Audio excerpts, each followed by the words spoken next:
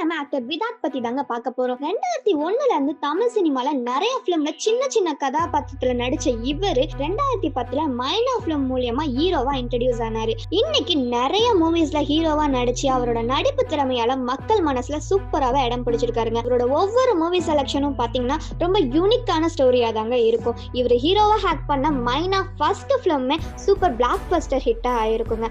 அதுக்கப்புறம் இவர் செலக்ட் பண்ற ஒவ்வொரு மூவிஸுமே இந்த சொசைட்டில மக்கள் மத்தியில ஒரு கருத்து கொண்டு போய் சேர்க்கிற விதமா தாங்க இருக்கும். குரங்கு பொம்மை, விழித்திரு, குற்றமை தண்டனை, பயணிகள் கவனிக்கவும் நிறைய பிலிம் ஆக்ட் பண்ணியிருக்காருங்க. அதுவும் இந்த பயணிகள் கவனிக்கவும் பிலிம்ல வாய் பேச முடியாத ஒரு கேரக்டர் ரோல் பண்ணியிருப்பாரு. சான்ஸே இல்லைங்க, அவ்வளோ அழகா கேரக்டர் ஃபீல் பண்ணி ஆக்ட் பண்ணியிருப்பாரு.